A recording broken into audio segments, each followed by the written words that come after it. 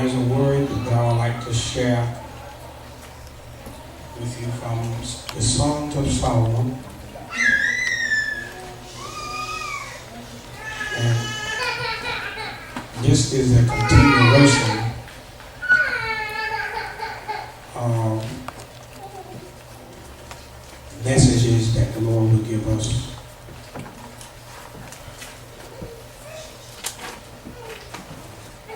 And in my study, the series of messages is very large.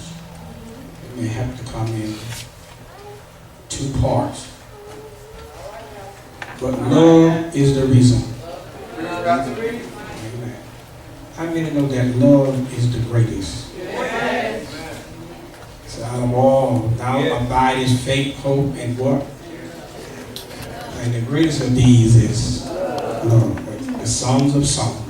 If you will turn to the Song of Solomon and look at the 2nd chapter.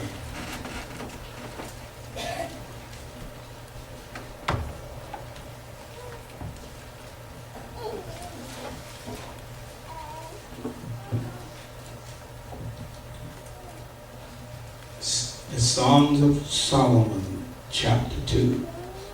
Are you there? Behold, you are, amen, I am the rose of Sharon and the lily of the valley. Like a lily among thorns, so is my love among the daughters. Like an apple tree among the trees of the wood, so is my beloved among the song.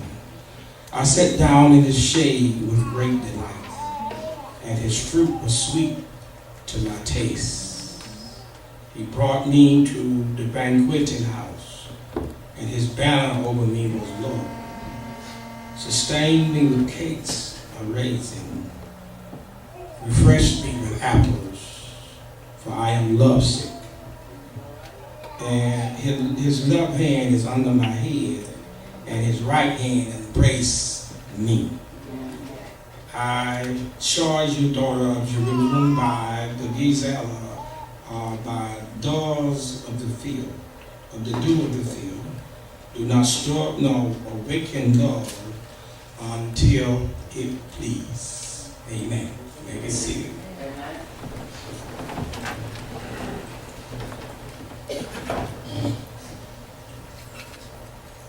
And we still want to talk with you from this subject. Love is strong as death, and many waters cannot quench it. All right.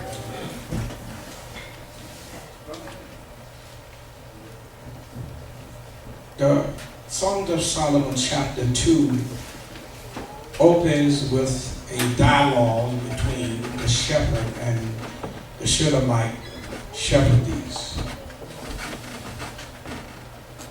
The Shunammite shepherdess has given her heart to this shepherd. They remain true to one another despite the initial opposition of the Shunammite brothers, despite the effort of King Solomon, and despite the women of King Solomon's court. The Shunammite young lady was tending her flocks or her sheep and her goats when she was suddenly seized and abducted to King Solomon's pavilion. She was naturally very alarmed. In Solomon's pavilion came some of the sophisticated, glamorous women of Solomon's court. But these women had overheard the Shunammite shepherdess talking to herself. Have you ever talked to yourself? And consoling herself in her love for her beloved shepherd. The women of Solomon's court was amused and looked upon her and treated her with scorn. Listen to the dialogue between the shepherd and the shepherdess. How many know that a shepherdess is a female shepherd? Y'all eat your heart out. And all of you don't believe that a woman would have any business being a pastor. Come on, Pastor. How many know the Lord is my shepherd? But the Shepherite was a shepherdess.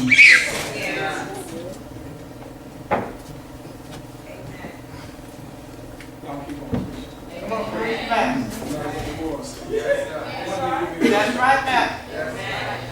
Y'all don't let me have church. And when you get your church out, amen.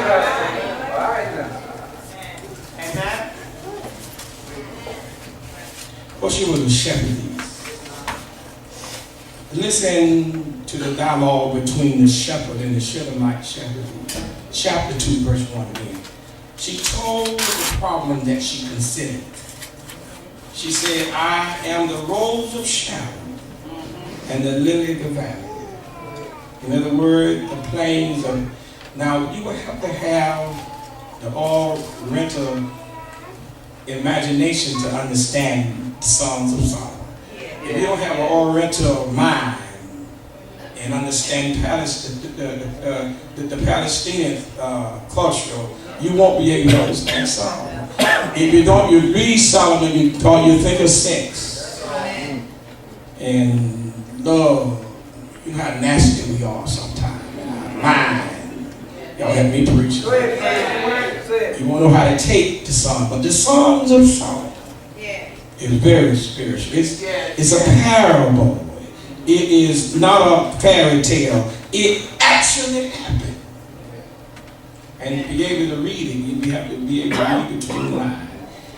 Now, she told the Shulamite, a shepherdess, told her she had a problem. She said, I am the rose of Sharon and the lily of the valley. And the word, the plains of Sharon, was famous for its flowers and pasture land. And she was saying, I am merely a flower of the plain. And these flowers grew voluntarily. No one set them out. They just grew on the plain by chance. Well, I thought.